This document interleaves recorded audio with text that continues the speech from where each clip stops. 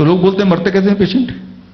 तो कोविड से या कोरोना से मरते हैं या ट्रीटमेंट से मरते हैं? अगर ये सवाल आपके दिमाग में है तो उसका जवाब ये है कि जैसे ही आप में से कोई भी आज से पहले भी टेम्परेचर बढ़ा, और अभी तो पक्का ही क्योंकि अभी पैनिक ज्यादा है, आप इमीडिएटली दुनिया का सबसे ज्यादा डेंजरस दवाई का खिताब जिस मेडिसिन को मिला है वो मेडिसिन आप लेते हैं, एंड उस मेडिसिन का नाम है पैरासिटामोल, राइट?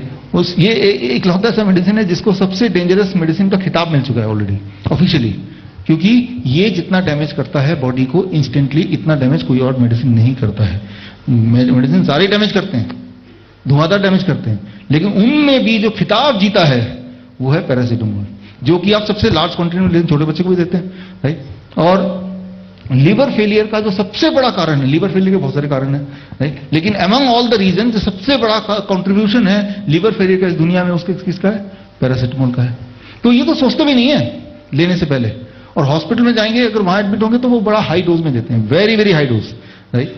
तो अगर किसी दिन लिवर फेल हो गया, जो कि होता है, किडनी फेल हो गया, जो कि होता है, तो आप रिलेट नहीं कर पाएंगे क्योंकि मैंने ये एक्शन किया, ये रिजल्ट आया। ना तो कोई आपको बताएगा, ना आप खुद रिलेट कर पाएंगे, बिकॉज आपने कभी भी सस्पेक्ट नहीं किया पैरासिटामोल को, आपने सस्पिशन था ही नहीं, आप लगते हैं कि ये तो अमृत है, इसका कोई कनेक्शन नहीं है। तो देखिए, जो आपको बताया जा रहा है और जो टेक्स्ट बुक में लिखा है, these are two different thing, we have to understand.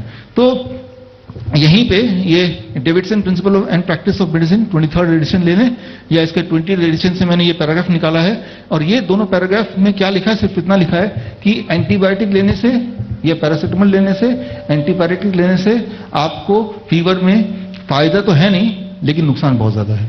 तो मैं ये बोलना चाह रहा हूं, जो लिखित में वो तो ये है, लेकिन जो प्रैक्टिस में है ये इसका उल्टा है, राइट? प्रैक्टिस में जो ओरली डॉक्टर देते हैं वो इसका अपोजिट है, तो रिजल्ट तो अपोजिट ही आएगा ना फिर।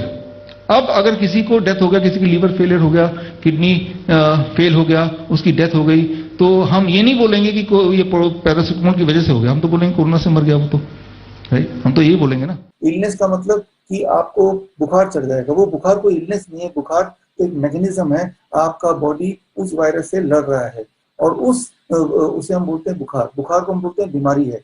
बीमारी क्या है? बुखार हो गया, बट बुखार तो हमारा औजार है, दैट इज अवर हथियार, दैट इज अवर वेपन। और ऐसे में एक इंपॉर्टेंट बात जिससे मैं आज का ये शुरू करना चाहता हूँ, एक सबसे इंपॉर्टेंट बात, if you want to take any one thing in the beginning, वो ये, जब भी आपको बुखार आता है, जब भी आपको बुखार आता है, बुखार के वक्त अगर आप एंटीबायोटिक दवाई लेंगे, पैरासिटामोल एक्सेट्रा, तो आप अपना दुश्मन बन गए हैं, you are your own enemy.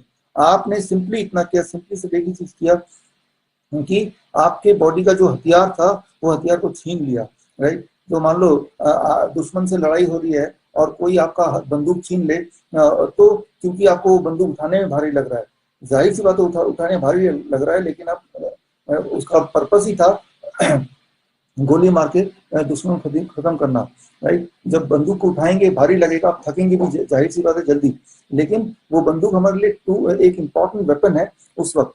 ठीक उसी तरह से जब आपको फीवर होगा तो आप थक जाएंगे, आपको बॉडी टायरिंग लगेगा, आपको बॉडी एक होगा, राइट? आप सुस्त पड़ जाएंगे, क्योंकि वो एक हथियार है जो आपका बॉडी उस वक्त उठा रहा है, राइट? और उस वक्त आप क्या करते हैं, बाय गिविंग अ पैरासिटामोल आप उस हथियार को छीन लेते हैं बॉडी से, और जैसे ही बॉडी निहत्था हो जाता है, now is the time for that virus to propagate. ये वो टाइम है, वायरस एकदम से फैल जाता है। So actually, taking a paracetamol is like enemy to your body.